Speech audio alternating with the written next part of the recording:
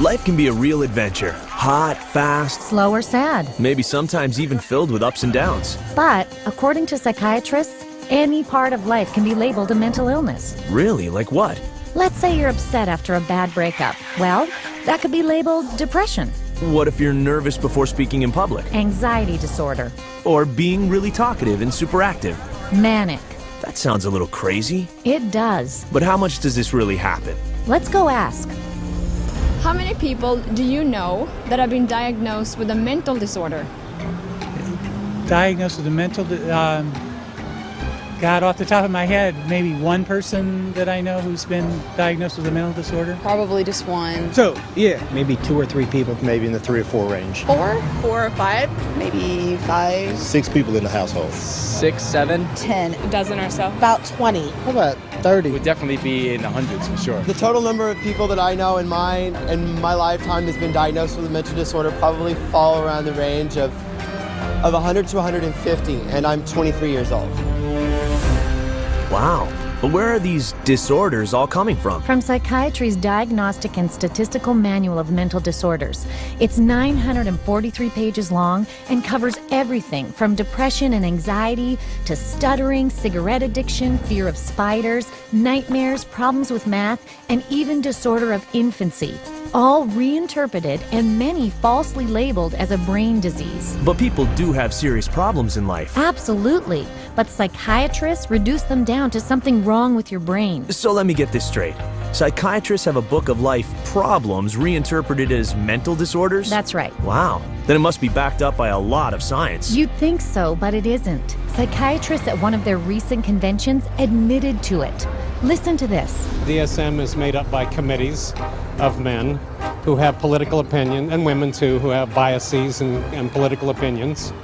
And so there isn't nearly as much science in DSM as there ought to be. Like in the previous one, people had a meeting in the bathroom and they decided that something should be in there, and then they would go and propose it to the whole committee. You have this kind of lumping together of several observations, and when you get enough of them in one tent, you got a diagnosis. DSM system is not the real system of the diagnosis. A lot of the disorders that are in there haven't necessarily been rigorously validated. It's just the best tool that we have available, but it is not perfect. It's so useless that if you give me a patient and the DSM, I'll make at least 20 diagnoses on the same patient. You have to take it with a grain of salt anyway. It's actually getting more and more complicated. We're left with diagnosing things on the basis of checklists and questionnaires, which leaves us sort of out of, as you said, the rest of medicine because we don't have a biological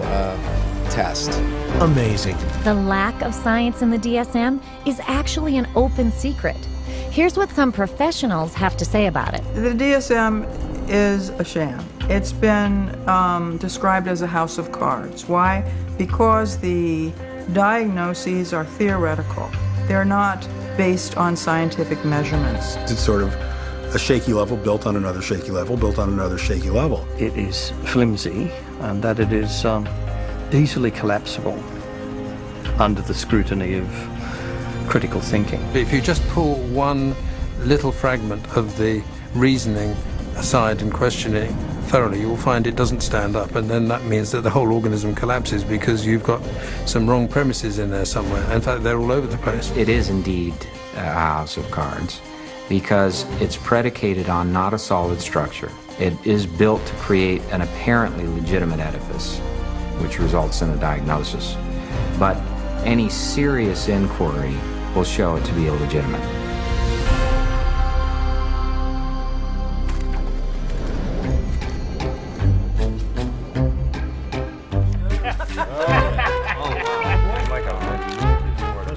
Moneymakers here, I tell you.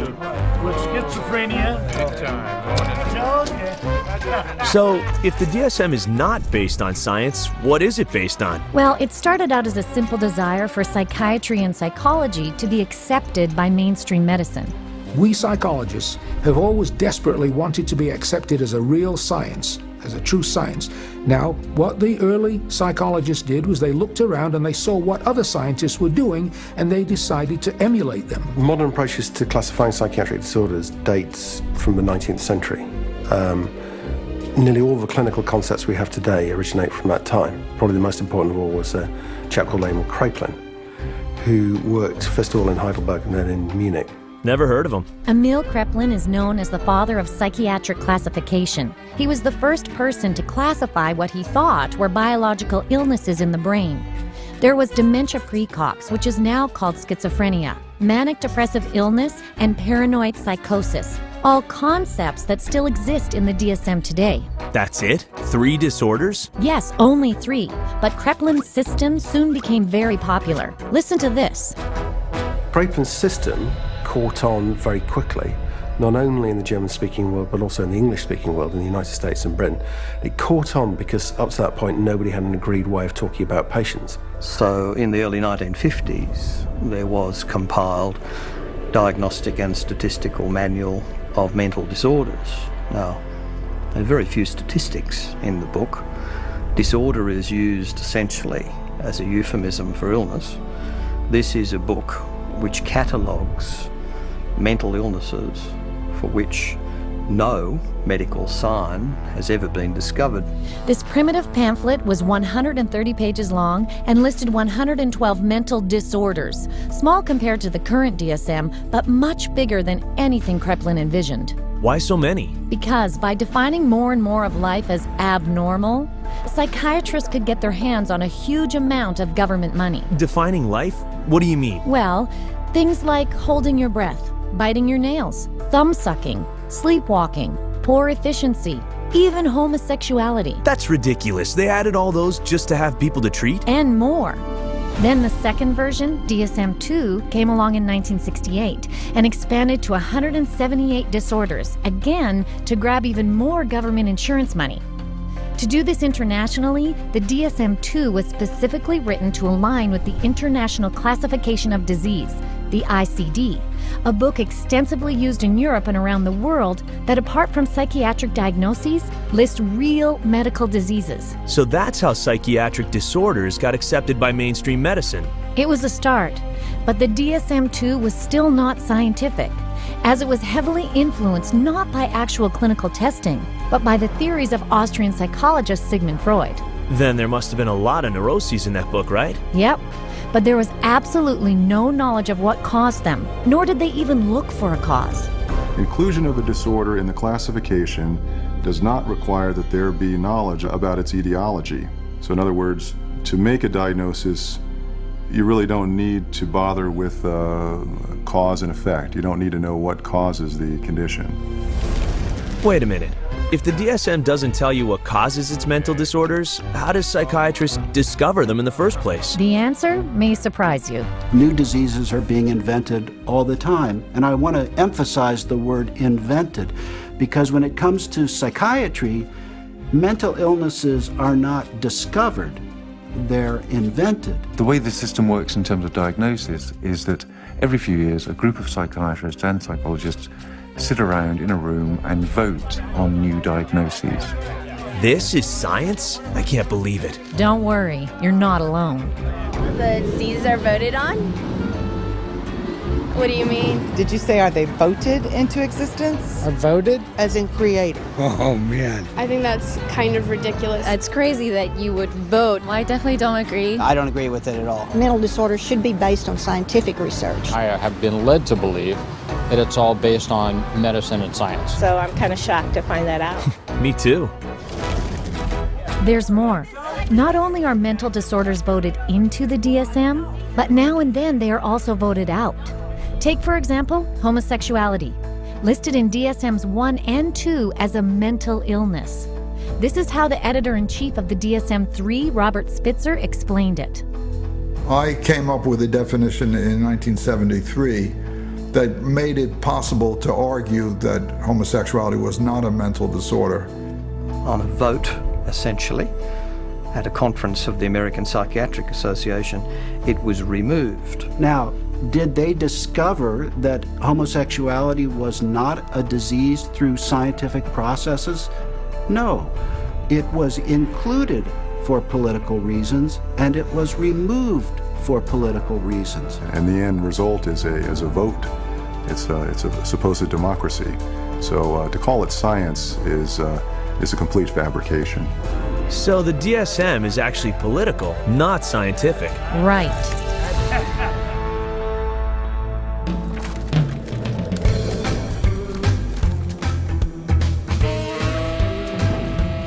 I thought psychiatrists wanted to be seen as doctors. You're right. That's why they had to make their manual look much more scientific. Which it wasn't. So what did they do then? Well, they decided the DSM's next edition was going to be completely different. It was a decision that would change psychiatry forever. If you roll the clock forward to the 1970s in the United States, basically at that time psychiatry was in very poor shape for a number of reasons. First of all, it was held in very low regard by other members of the medical profession. So psychiatry was the sort of thing you did if you couldn't succeed in any other area of medicine. And people such as Robert Spitzer in America made it very clear that the time had come essentially for psychiatrists, being doctors of medicine, to practice medicine. So if a psychiatrist was spending a lot of time dealing with people who were anxious, depressed, these dilemmas, these problems in living now essentially had to be redefined. And they were redefined as medical conditions. And their solution to this was to come up with a manual which defined psychiatric disorders more carefully. So hence we have DSM-3, which is the third edition, which was published in 1980. Under Spitzer, psychiatrists editing the DSM-3 threw out Freudian psychology and decreed that from now on, psychiatry's diagnoses were purely biological. So they finally became scientific. No, actually, not at all. In fact, the political bickering over what disorders to put in and what to leave out of the DSM-3 was even more ridiculous. Here's what one psychiatrist had to say about it. They would squeeze into a room which was about half the size of this one. It was much too small. And Bob would raise a provocative question, and people would shout out their opinions from all sides of the room. And whoever shouted loudest tended to be heard. My own impression is it was more like a tobacco auction than a sort of conference. And this is what another member of the DSM decision-making panel said. The low level of intellectual effort was shocking. Diagnoses were developed by majority vote on the level we would use to choose a restaurant. You feel like Italian, I feel like Chinese, so let's go to a cafeteria. Then it's typed into the computer. It may reflect on our naivete, but it was our belief that there would be an attempt to look at things scientifically.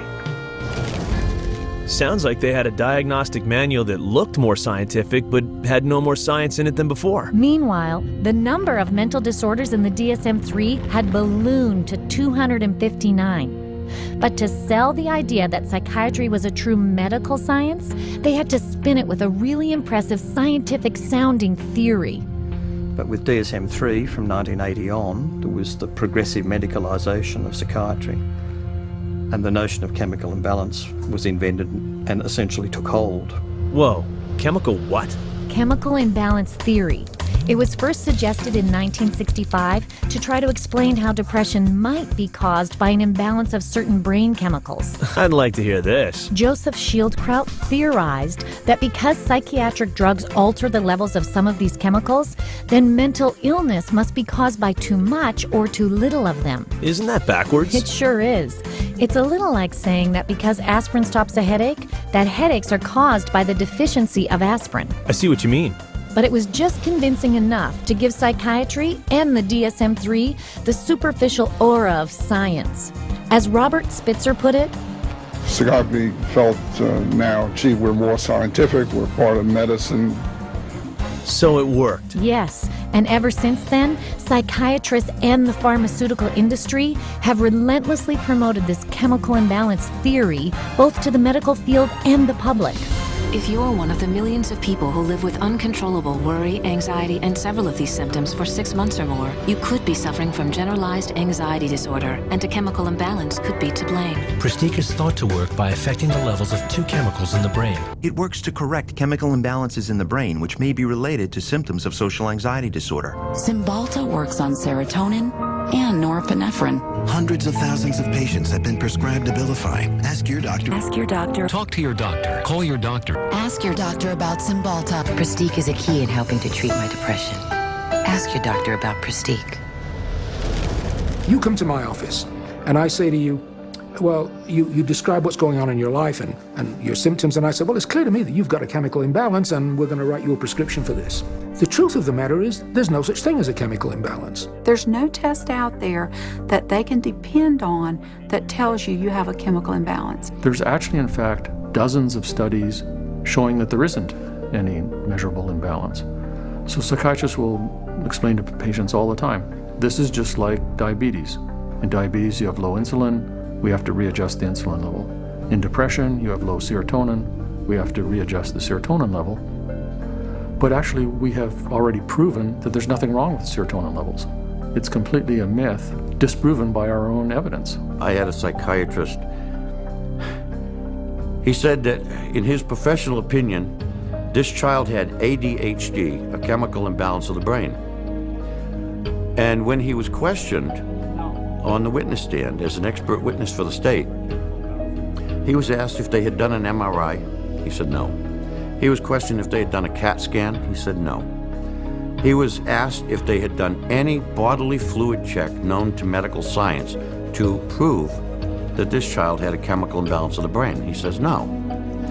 And when he was asked how he arrived at this ADHD diagnosis, a chemical imbalance of the brain, it came down to that he had counseled and observed this child for 2 hours, and half of the time was observing. How do you arrive at a diagnosis of a chemical imbalance of the brain by talking to a child and observing them for 2 hours? You don't, okay? It's pure guesswork. Wow, is this for real? See for yourself. Here's what happened when a person with a hidden camera went to several different psychiatrists asking to be tested for a mental illness. Of any scientific test? Not that I'm prepared to do this time. No. So you getting that I have adjustment, what is Adjustment disorder, mixed emotional features. It just means situational stress. Right, it's a formal diagnosis.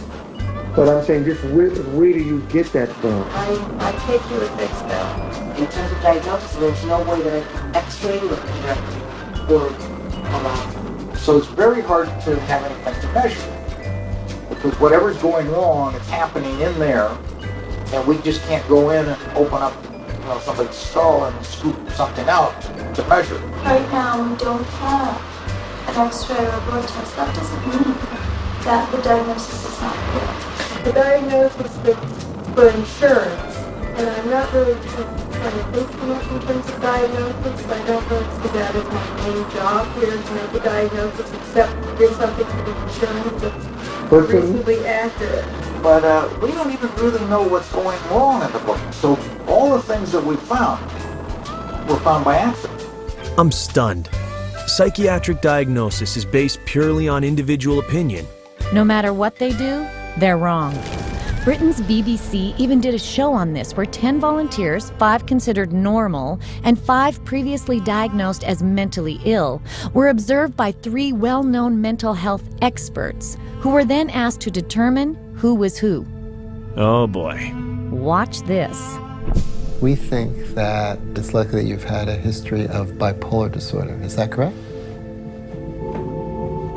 You're wrong. Okay. We've come to the conclusion that at some time you've been diagnosed with a mood disorder. You're wrong. We were wondering whether at some point in your life maybe that you had suffered from a significant psychiatric problem of some kind or other. No. Not at all. You are wrong. Oh, okay. 3 wrong diagnoses in a row. After a whole week of observation, the panel have identified just 2 out of 5 disorders. So much for science. You got that right.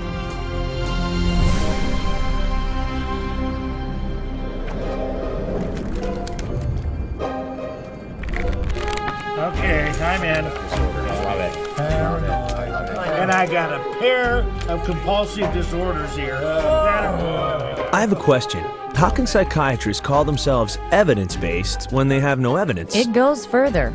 Not only do psychiatrists have no tests to prove the mental disorders they label you with, they can't even define what a mental disorder is. No. They even state it in the DSM. Watch this. Although this manual provides a classification of mental disorders, it must be admitted that no definition adequately specifies precise boundaries for the concept of mental disorder. There you go. Unbelievable. But psychiatrists weren't done yet. 14 years after DSM-3, they published DSM-4, and its editor-in-chief has been even more blunt about the term mental disorder. There is no definition of a mental disorder. It's bullshit. I mean, you just can't define it. So even though they admitted they couldn't define what a mental disorder was, a term they used in the title of their own manual, they added more disorders? A lot more. 115 to be exact, for a grand total of 374. That's over 3 times the number of disorders listed in DSM-1. And in just over 40 years. And this book weighs almost 5 pounds. That's bigger than a Metropolitan phone book. It's a buyer's catalog of mental illness. And with it, 120 million people worldwide have been diagnosed with a mental illness. Wow. But what about the International Classification of Diseases? Has there been an increase in mental disorders there too? Most definitely. The ICD's Mental and Behavioral Disorders section almost parallels the DSM. Whatever happens in the DSM is mirrored there too. Okay, well, so far I found out there's no test to identify or confirm a mental disorder diagnosis. There's no proof to the chemical imbalance theory, and that they don't even know what a mental disorder is. And they admit it, at least to each other. Here's one prominent psychiatrist speaking at a recent APA convention. You're sitting in your office, you see a depressed patient, you have no idea what's the matter with them. And I know all of you think you know the answer, but in terms of evidence, I don't know the answer, and I don't think any of us really know. That's astonishing. And yet, they will give you a diagnosis very quickly anyway. This is another influential psychiatrist at the same conference. Jim Burley at the Maudsley Hospital did a study once on how long it took people to make up their mind about the diagnosis after they entered a room. And it was about, how many, David? It was 2 seconds? 2 minutes. It was a couple of minutes. It was very... A couple of minutes? Yep. Of course, even the then president-elect of the American Psychiatric Association is on record for saying the DSM is pretty much a joke. Well, what does D stand for? I used to think it is diagnostic, but over the last few years realized it is more like a dartboard. Dartboard? Are psychiatrists telling their patients any of this? No. In fact, psychiatrists act like they know what they're talking about while keeping the public in the dark. I was sent to a psychiatrist who saw me again for maybe about 15 minutes, talked to me how I was doing at 7 years old, and I left with a prescription for Ritalin. Probably within the first 15 minutes, he diagnosed me with having an anxiety disorder and put me on prescription medication. The amount of time it took for the diagnosis was, I'd say, probably within 10 minutes I was diagnosed with anxiety, with depression, within 10 minutes of speaking to the psychiatrist, and I was put on those drugs immediately. I received numerous different diagnoses from different doctors, and each one gave me a different drug. I didn't have to undergo any tests. I didn't even have to sit there and I didn't have to ask any questions. It was just, that's what you've got, and this is the drug. They really didn't talk to me. They were always talking and questioning my mother. It was all about getting the information from her and not from me. It doesn't make sense to me. I researched it, I've done my research, and I still can't fully understand how you can diagnose somebody with a short attention span. There was never an explanation. Nobody really knew what it was or why it was caused or how did you get it, why did anybody have it, and what could anybody do about it. Just here, have some medicine and go away. And I was put on, a horse's dose of an antidepressant called Effexor, 450 milligrams a day. They say if you're on 300, you're comatose. It wasn't always Ritalin. It went from Ritalin to Wellbutrin to Concerta to Adderall. I remember asking these doctors, is there any other way we can do this? Is there any other therapy? Is there something we can do that won't make me feel so badly, that won't give me all these side effects and just horrible sensations through my body 24 hours a day? Is there something else I can do that might be not having to do with medications? Doctor said, no. See, what you have is very complex. You have a chemical imbalance in your brain that the only thing that can correct it is medication. Wow. Lots of diagnoses, but all you seem to get is meds. Right. Today, a psychiatric diagnosis really means a psychiatric drug. The whole question then becomes, okay, if we apply these labels, what next? And the what next tends to be, you get a prescription. And the prescription is for a drug that doesn't work very well and is toxic. It's like a 1-2 punch. The number one of the 1-2 punch is the diagnostic manual. You've got all these disorders to choose from. The two is the treatment. So you've got the diagnostic manual in place, you've got a machinery in place, and then you've got this treatment that is there for the taking. For everything you can think of that might seem to be odd behavior, the psychiatry field has a name for it. And then for every name of every diagnosis you have, there's going to be pharmacology behind it, and they have a pill for it. Let me fan it out and pick a card, and there you go. Here's your label, and there's the drug that we'll give you to go along with that label. 98%, maybe 99% of people will get a diagnosis that justifies the use of a medication and also a follow-up appointment. Because remember, the business of medicine, the business of psychiatry is seeing patients. And the psychiatrist that tells a patient they don't have a problem and there's no medicine for that problem doesn't have a very busy practice. And that's sort of the purpose of the DSM-345, to provide a diagnosis that can be given a drug for that patient. It's a quick buck. You don't need to do a physical exam. You put it in the chart, it's done. Prescribe away. Lifetime patient. That's what the DSM is for. Are they saying the DSM is only there to justify drug treatment? I'm afraid so. Wow.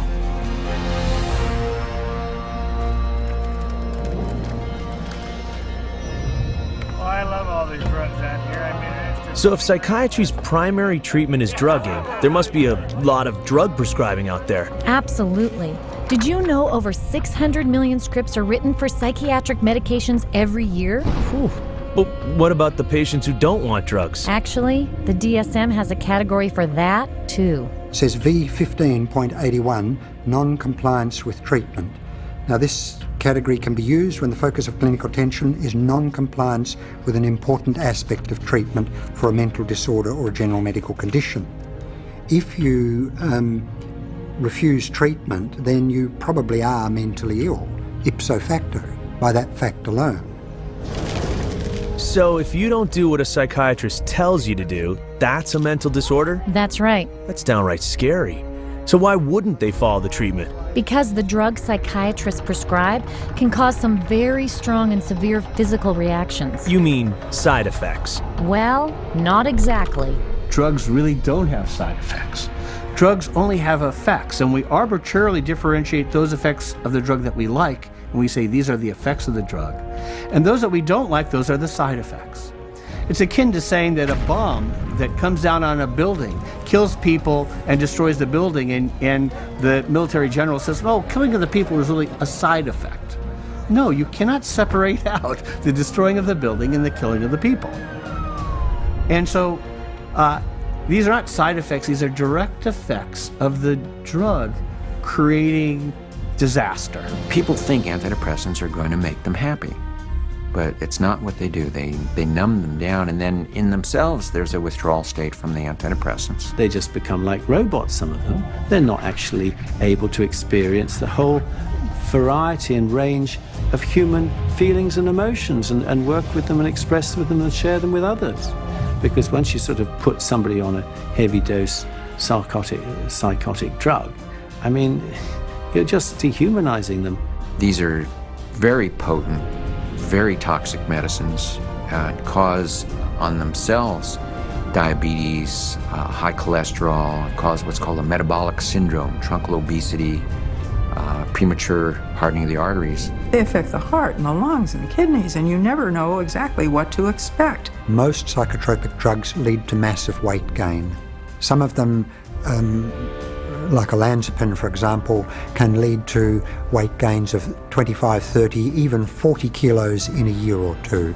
And that is serious. One of the side effects is it affects your sexual performance abilities. In people who are on a lot of medication, they're just totally unable to detoxify through their liver, and then other functions of the body shut down one by one. These drugs have on their labels may increase risk of suicide and homicide in people who take them. Just like a carton of cigarettes has to say may be hazardous to your health. And there's cases where many people who commit suicide or commit acts of violence are on these medications, which definitely has this type of side effect. You look at the side effect profile is identical to what they're trying to treat, and in some cases worse, and especially in the instance of suicide, then you could see that it's an extremely treacherous area with very, very little actual science behind it.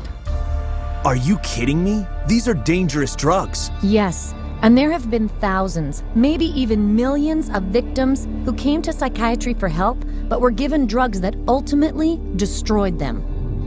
People such as Candace, on Zoloft because she was nervous before tests. Stephen committed suicide 19 days after being placed on Prozac. Julie, planning for college, hanged herself after only 7 days on Zoloft. Matthew, 13 when he hanged himself. Matt, a 21-year-old on a mix of psychiatric drugs. Caitlin, on Zoloft and Trazodone. Beth, put on Paxil for sleeping problems. Matthew, after starting Lexapro. Charles, on Clozaril. Caitlin, a 12-year-old. Megan, Aaron. Wait. This is insane. Are you telling me all these people who killed themselves had been taking psychiatric drugs? Yeah. An estimated 42,000 deaths a year have been linked to psychiatric drugs. Wow. That's over 3,000 people a month. They should take these drugs off the market. Absolutely they should. But because these drugs are by far the main treatment psychiatrists offer their patients, they downplay the risks. And their patients pay the price. When you get on psychiatric drugs, you feel just like you don't really want to live anymore.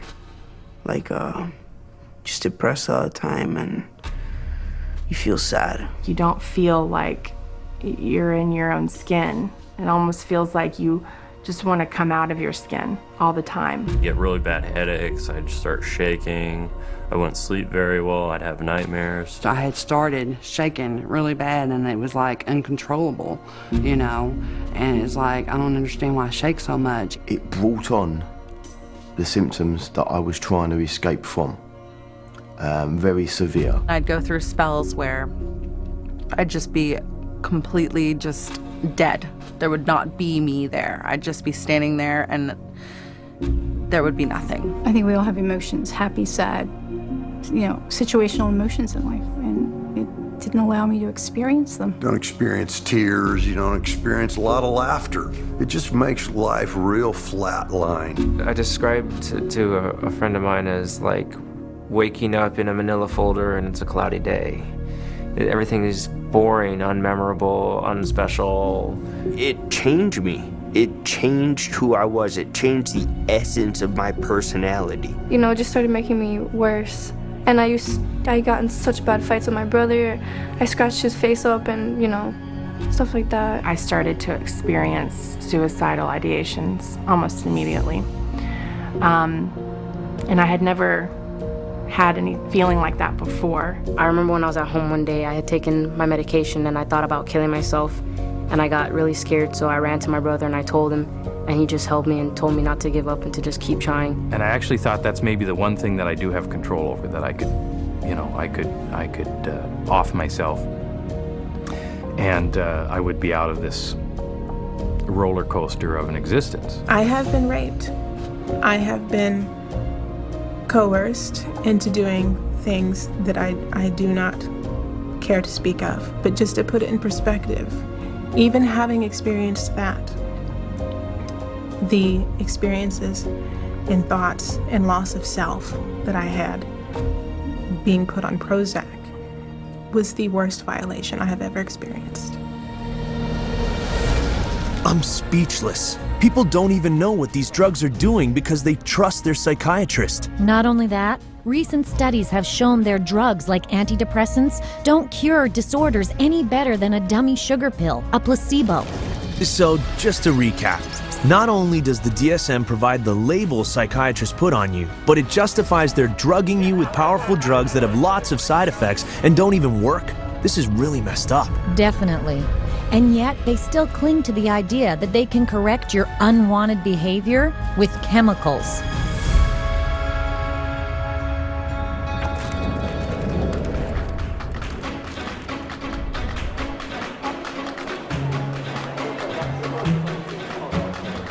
Naturally, psychiatry appeals to the pharmaceutical industry, since now they can market and sell drugs for each disorder named in the DSM. I know those marketing campaigns, they're everywhere. Yes, but if you'll notice, they're also marketing the disorder.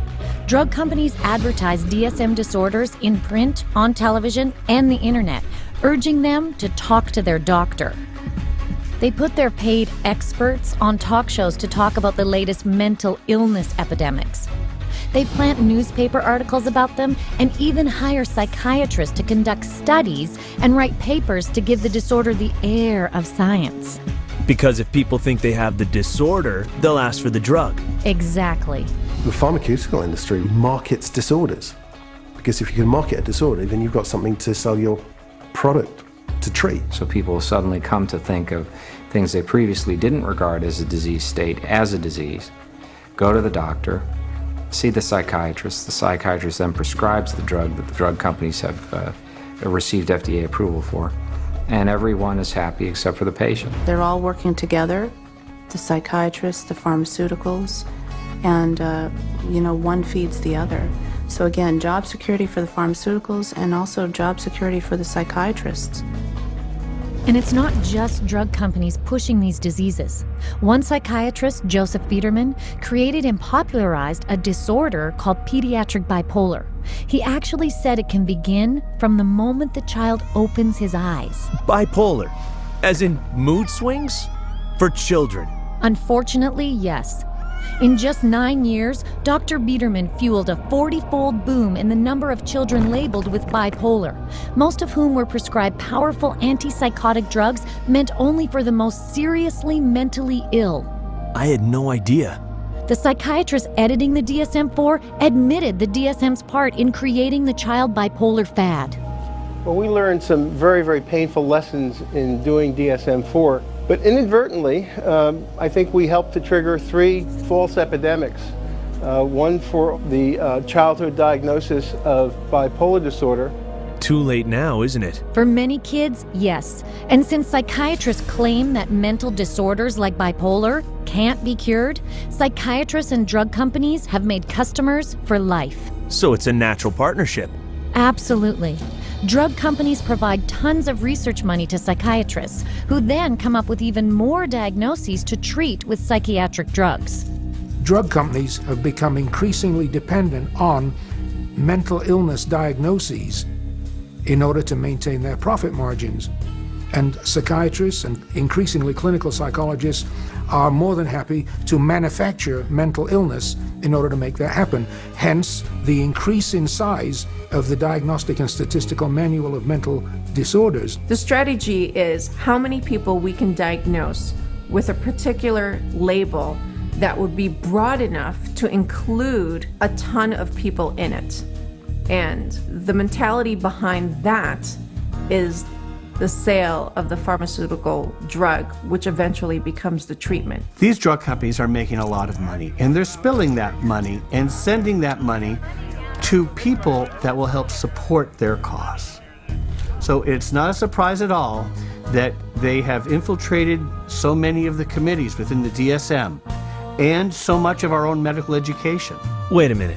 The drug companies have infiltrated the committees of psychiatrists deciding on what disorder to list in the next DSM? On DSM-4, 56% of the committee members had personal financial ties to pharmaceutical companies.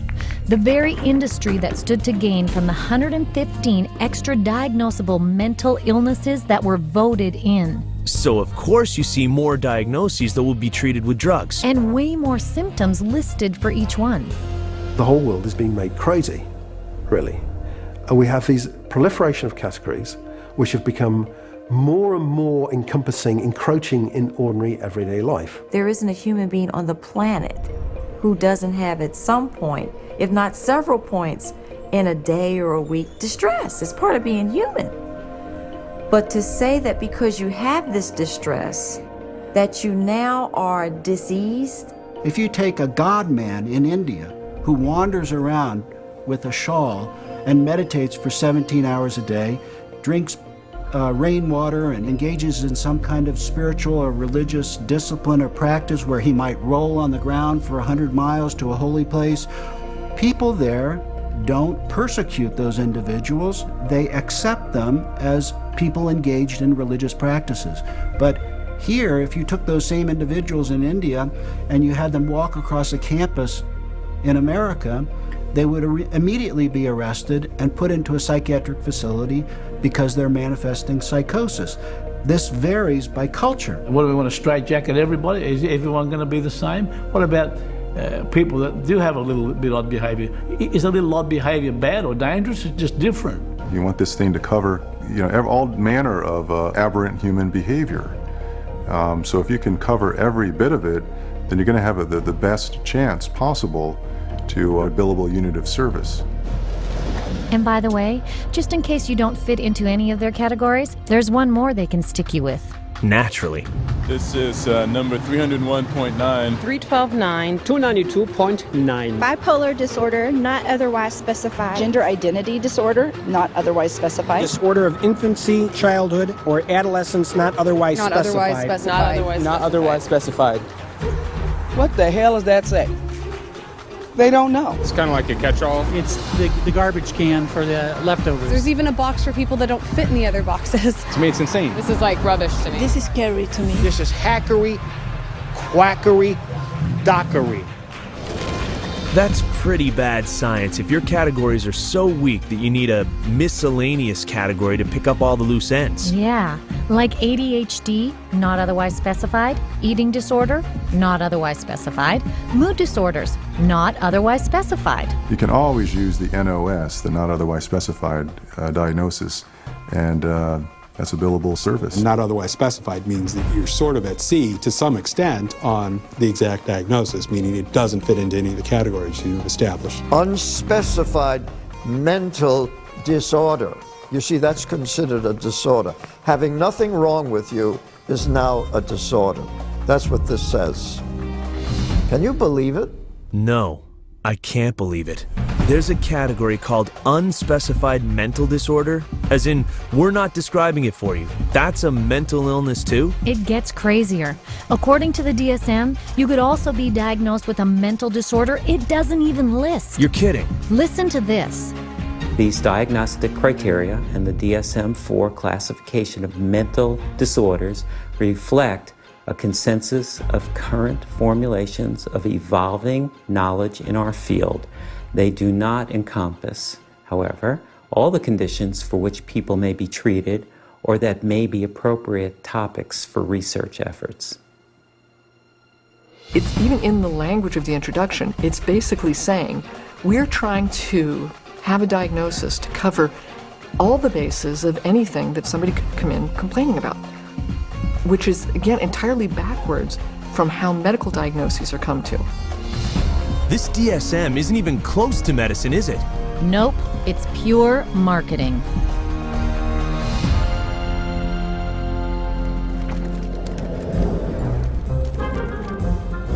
God bless the insurance company. And you get these multiple personalities, you can call insurance companies more. Insurance billing, that's the big money right there. Something still bugs me. If psychiatric treatment is so long, expensive, and ineffective... I know.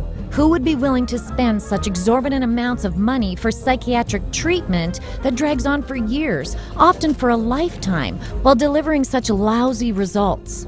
Exactly. Who pays for all this? Mostly government and private health insurance. Right, insurance. In fact, the psychopharma lobby has been very effective in getting laws passed forcing insurance companies to provide mental health insurance equal to regular medical insurance. That's called mental health parity, right? That's it. But economically, this has been a catastrophe.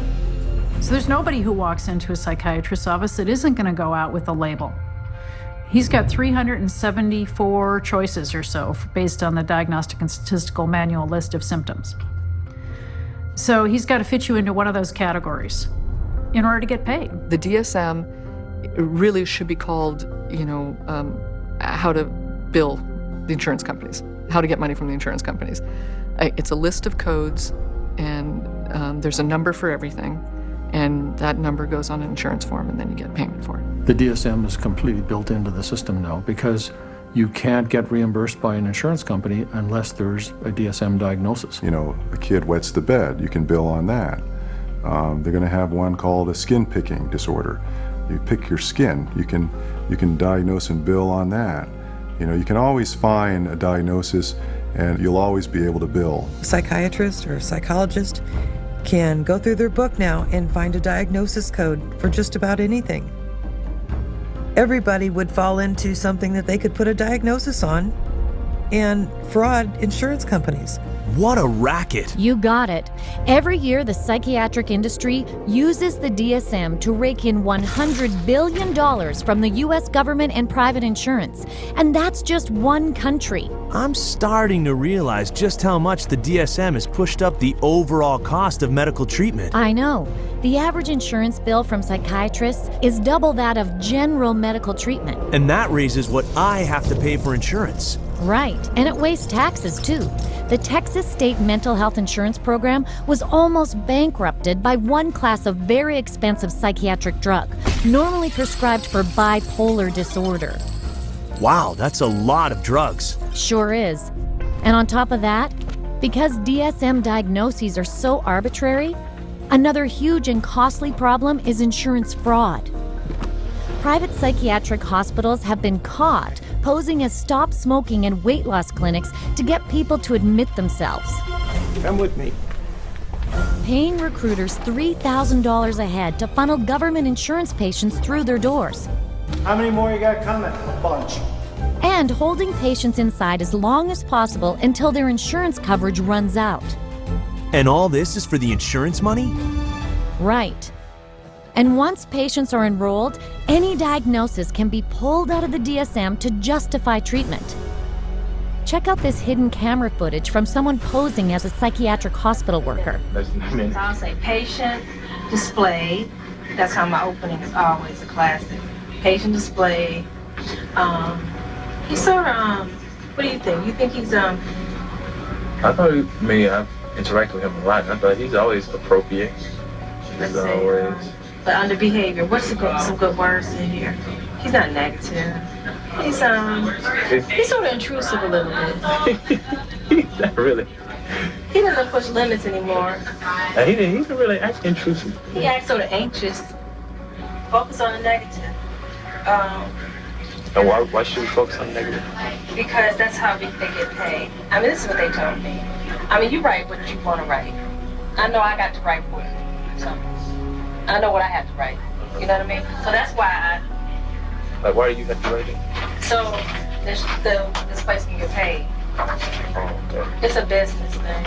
It's not like I'm lying, but I always pull the negative out. You're supposed to. They tell you to. What? The negative? Pull the negative out. You pull it out of them. That can't be ethical. It's not. And that's just the beginning of the fraud. Psychiatric providers have also been caught billing insurance companies for having them listen to music, watch television, or play bingo, charging for wake-up calls, theater tickets, or trips overseas, or for claiming to treat people who are in jail, in a coma, or even dead. No. Some psychiatrists have even been busted for having sex with their patients and billing it as therapy. That's sickening. As one insurance fraud director said, the extent of the fraud is limited only by the imagination. I had no idea. Not many do. Mental health fraud cheats insurers and taxpayers out of $5 billion every year in the United States alone. They should arrest these criminals and throw away the key.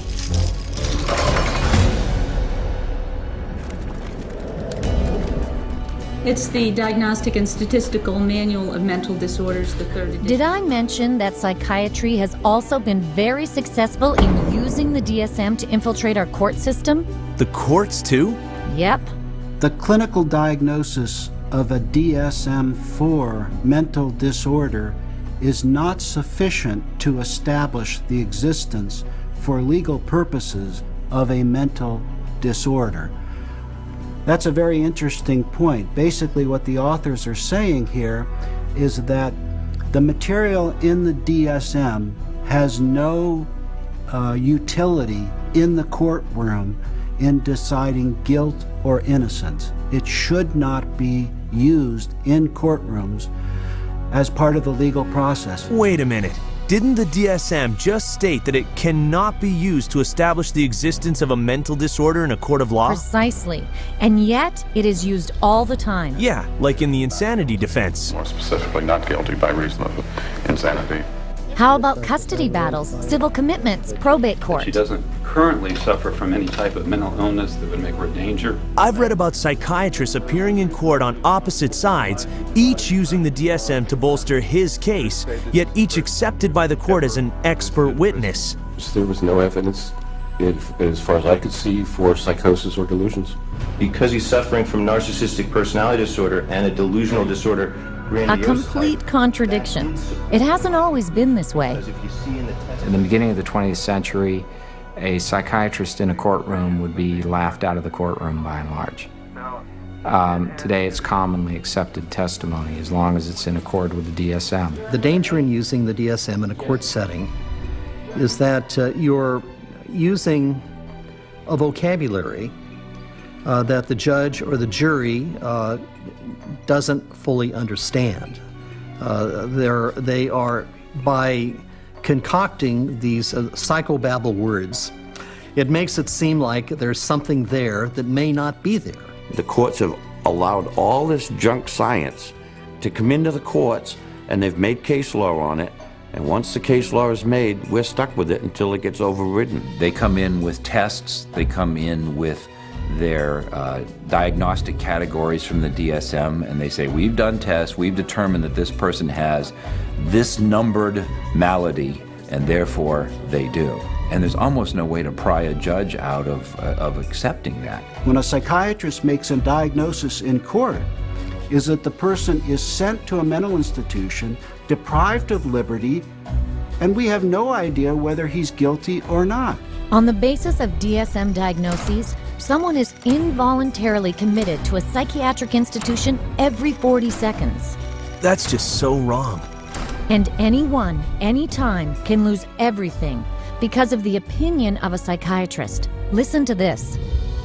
I went to a stop smoking course at Vanderbilt. And the doctor, the lady that ran the program said that she goes, we need to get you on a stop smoking medication. So she prescribed me Zyban. Well, after the fact, I find out that Zyban is nothing but this really powerful antidepressant called Wellbutrin. Yeah, I stopped smoking, but I had no idea the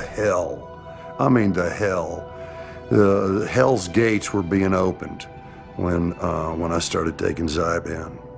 I had been clean and sober for 18 years.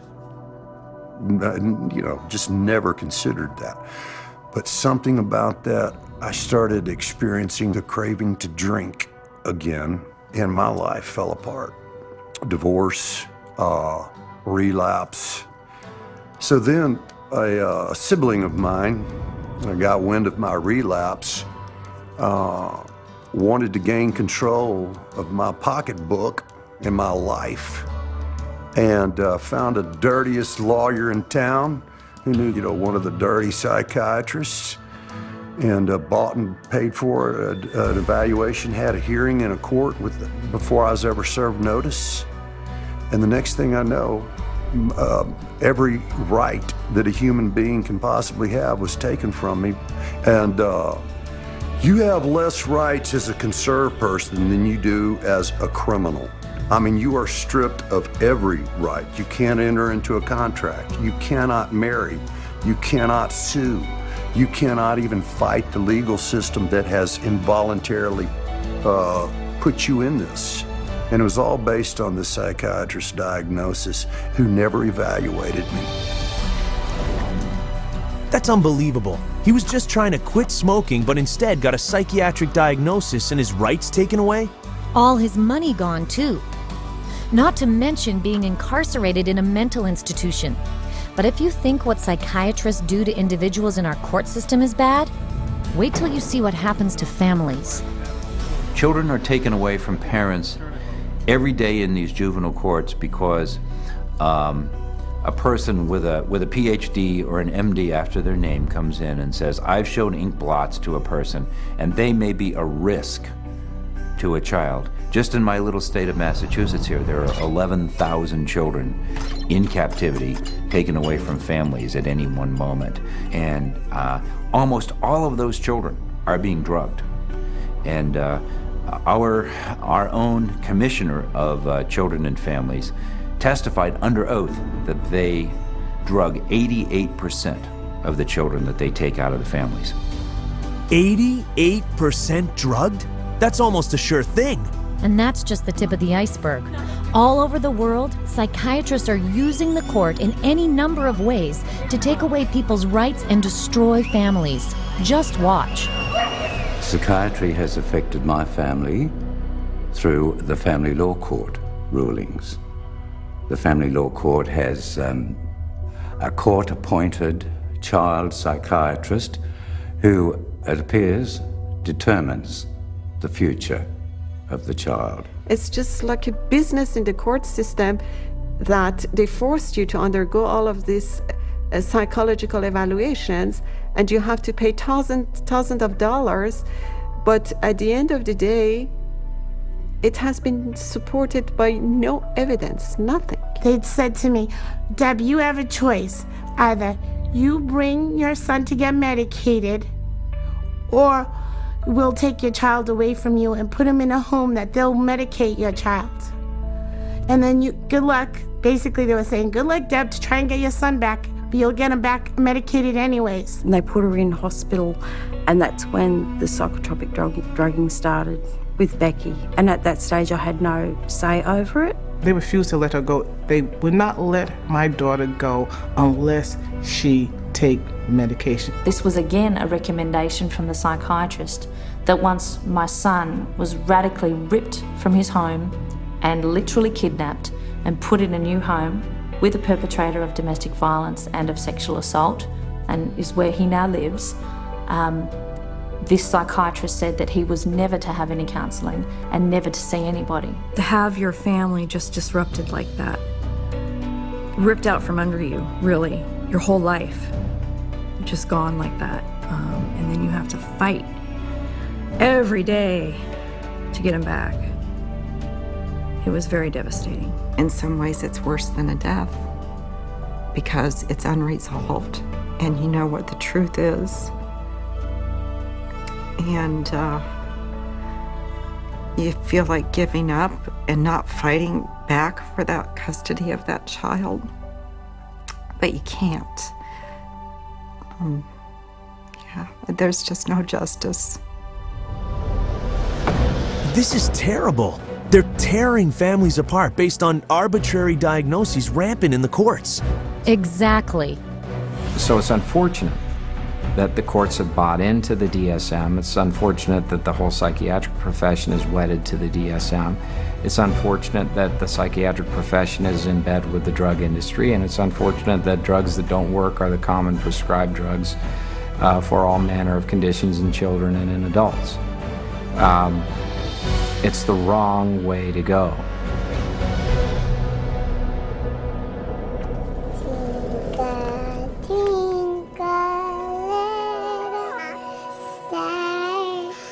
How I wonder what you are. no, not them too. Unfortunately, yes. Children are now a huge target market for psychiatry. The number of childhood disorders listed in the DSM has skyrocketed from 3 disorders in 1952 to 44 today. That's 15 times more. And yet, the DSM basically admits it shouldn't be diagnosing children. In early childhood, it may be difficult to distinguish symptoms of attention deficit hyperactivity disorder from age-appropriate behaviors in active children, such as running around or being noisy. We basically don't know the diagnosis from normal childhood. That's what that's saying. Attention deficit hyperactivity disorder. That's what psychiatrists call kids who don't sit still in class, fidget, run, or climb a lot. Basically childhood behavior, right? Right. And 20 million kids worldwide have been labeled with some mental disorder. So instead of letting kids be kids, psychiatrists are now telling parents their children are mentally ill and need psychiatric drugs. It used to be that you were on the playground, you'd had the weird kid, you had the shy kid, you had the goof off, you had the hyper kid. You can't have that anymore. Now it's all medical diagnoses. For them to come up with new diseases and new issues and diagnoses in their book, it doesn't correct bad behavior, okay? They can give children all the pills they want. It still doesn't correct bad behavior. The thinking still is, you must fit into this mold. And if you don't fit into this mold, there's something wrong with you. And if you're not the person who designs the mold, too bad for you. A child is labeled and then they're brought to professionals who are trained a very particular way. They're all being trained that if the child fits into this category, then we should consider putting them on Ritalin because that's what they do. That is the protocol. The way the Ritalin will be marketed to the parents is that they will say, this is a drug to calm your child down. What they won't say is that methylphenidate is a form of speed. It's a form of amphetamine, and what we're actually doing is overdosing your child on speed. It's a stimulant. So naturally it's going to increase heart rate, increase blood pressure, and you put a kid out on a football field on a hot summer day, and his risk of having a cardiac event of some sort has just gone up. You know, I heard that stimulants given to kids diagnosed with attention problems are chemically very similar to cocaine. Yeah, and they have such a high potential for abuse, they're listed by the US government in the same category as morphine, opium, and methamphetamine. So who are psychiatrists going to drug next? Babies? Exactly. They're using what they call Diagnostic Classification 0 to 3, or DC 0 to 3. It's like a mini DSM for babies and toddlers. Listen to this. We already targeted our school children with ADHD and bipolar. That's already done. That was done 20 years ago. And we're moving younger with DC03 to the 0 to 3 age group, where they're trying to make popular the idea that it's okay to medicate 0 to 3-year-olds. The idea of a program to determine whether a child from birth to the age of 3 has a mental illness is so preposterous, so absolutely insane, that it's simply an additional part of the insanity that is now extant throughout this country. I cannot think of a program that is more insane than that. How are they going to diagnose a 1-year-old or an infant with a psychological disorder? How do they know? You almost have to ask ourselves, if our societies become sick, what are we doing to our fetuses, our infants, our children, that would make us need to have psychiatric medications? We're rolling dice with life. We're rolling dice with our children who can't even discuss it with anybody. They have no control. They are the helpless victims, and the ones who are supposed to protect them and care aren't armed with the facts. If parents knew all this, they'd be furious. You bet they would. But watch out, because the DSM also says you could catch a psychiatric disease from your children. You can't be serious. It's in the DSM. Ugh.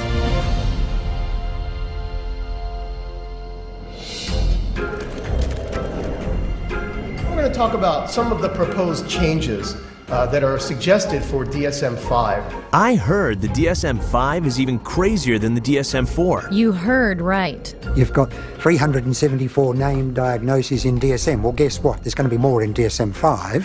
Why do we all of a sudden need a fifth DSM-5? Psychiatry wanted to broaden the horizons of mental health problems, of disorders. They wanted to stretch the disorders so it would encompass more. And to do that, they're going to add more diagnoses. We need more diagnoses like we need a hole in the head, really. They're not serving a purpose for mankind, all these diagnoses. They're almost laughable, some of the diagnoses. Laughable? Really?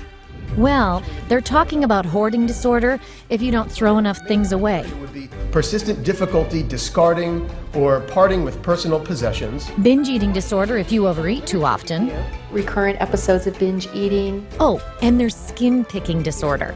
So it's recurrent skin picking resulting in skin lesions. Those are mental disorders? And for children, there's a new disorder that will scoop up the huge number of kids whose tantrums don't yet qualify for bipolar. They've created temperate dysregulation disorder to seem a little bit more mild of the condition and include a lot of the younger population in terms of that diagnosis. And what it essentially does, it just broadens bipolar disorder into a whole other new category. And where they don't fit into bipolar, now they can fit into this other diagnosing criteria. So the net is getting wider and wider. More than you know. They're even considering adding a label for spending too much time on the computer. Internet addiction diagnosis. It's another example of, just taking something going on in the popular culture that's, pretty widespread and then finding a way to pathologize it. I know people personally that spend 12, 13, 14 hours a day on the internet or social networking groups like Facebook. So there is something going on there. But is it a condition that we need to then label and drug? Absolutely not. That is laughable. Yeah, until you consider that in China, the government has already set up psychiatric clinics that treat teenagers for, quote, problematic computer use, sometimes using electroshock to cure them. No. And if you think that's bad, there's one more proposed inclusion into the next DSM that is truly chilling. It gets worse? This one takes the diagnosis of mental illness a major step further.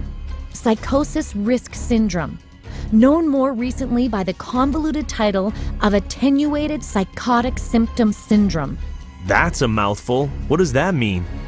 A really scary thing that's coming on the horizon is to come up with a whole bunch of diagnoses in there that are looking at people who currently are mentally well-adjusted but have a risk of developing a mental illness in the future. They're still thinking they can define well before the symptoms develop the risk of a person developing a major mental disorder without any biochemical, biological, or genetic tests or any physical test whatsoever. They don't know the cause of a mental illness.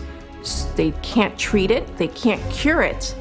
So how can they launch a preventative campaign for mental illness? It just logically, it falters. Wait a second. Do psychiatrists really think they can predict a disorder sometime in the future? Let's hear it from them. How can psychiatrists know if you're going to have a mental disorder in the future? Again, that we don't know categorically who will develop psychiatric illness in the future. It's really hard to say, actually. I don't know if you could 100% predict for anybody. You can't forecast if one will develop a psychiatric disorder. Maybe not, or maybe yes. It's hard to predict. It's hard to predict. There's no way to predict that. Well, I don't think that nobody knows that. There's no way to tell. Nobody knows? I don't think anyone can know what's going to happen in the future. They obviously have no clue. Yeah, but despite this, They're already proposing to screen kids for future mental illness. So they can treat them now. You bet. I would hate to see us go into the type of society where people are locked up for what they may do in the future, rather than what they actually have done. Identifying people who are pre-psychotic would be a huge industry. Wow, that's truly terrifying. And the crazy part is, psychiatrists are still moving forward on DSM-5 when some of their most influential openly admit it's completely worthless. Any comment on DSM-5? It's of no use to us in the rest of the world. Even the psychiatrist in charge of the U.S. National Institute of Mental Health is less than enthusiastic about it. I don't do DSM. I'm not involved. And that maybe tells you more than anything.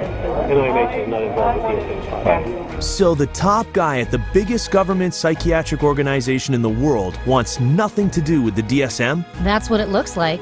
It's a total sham. The Diagnostic and Statistical Manual is effectively the story that is being wrapped up in statistics and numbers and categories, that when medicine doesn't fit any of our categories over to psychiatry, psychiatry says we'll find a category, and if we don't, DSM-5 or 6 or 7 will. I think in 2016 we'll be looking at DSM-6 and there will be 1,425 diagnoses and I'll have 900 of them. That is crazy. Yeah, but all of it is designed to fit more and more people under psychiatry's diagnostic umbrella. So they can cash in on even more normal behavior. There you go.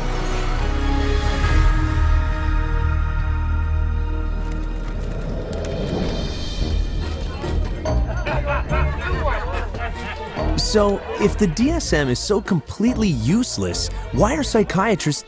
Oh, gotcha. It's all about money, isn't it? With psychiatry, it's always about money. And it all starts with the DSM. As Robert Spitzer said, the American Psychiatric Association found out it could make a lot of money by selling it. They've made a tremendous amount of money. Every time they revise the DSM system, the American Psychiatric Association makes a hell of a lot of money. A hell of a lot of money? How much are we talking about? $6.5 million in sales a year. Whew.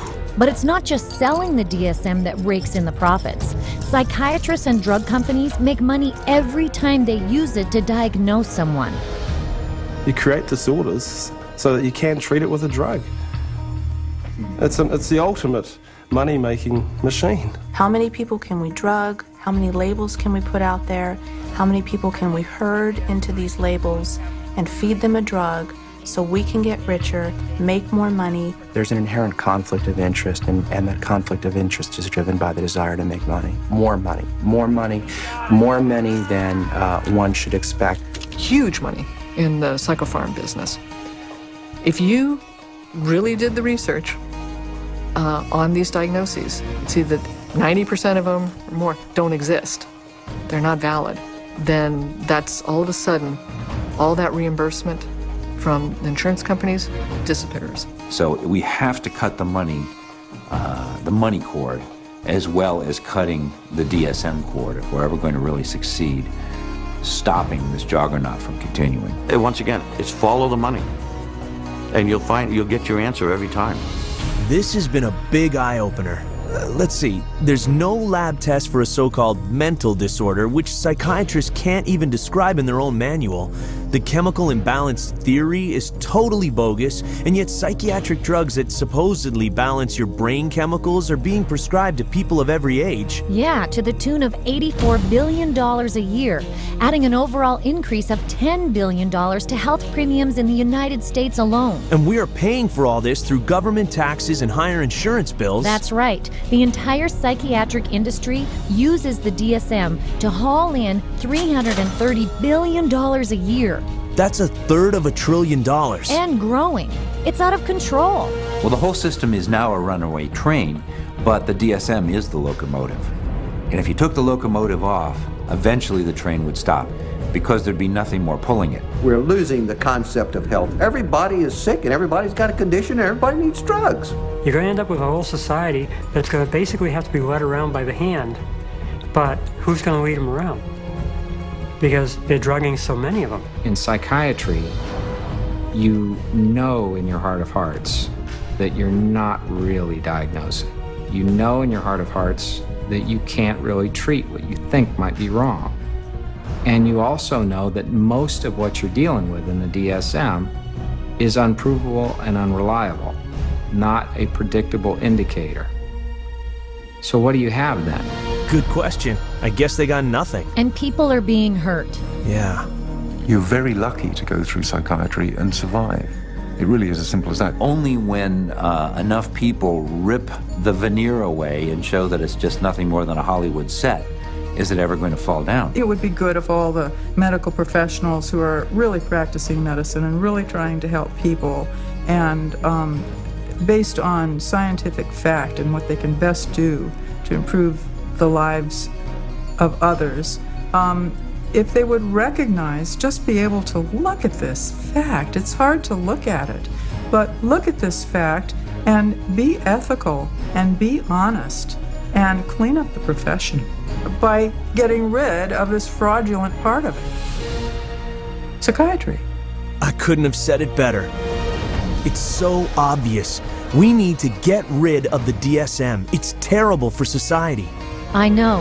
In spite of its incredibly shaky foundation, the Diagnostic and Statistical Manual has literally impacted every part of our world. Our schools, our governments. Our court systems. What about the media and the military? Those too. Basically, our entire society. And all without a single person cured.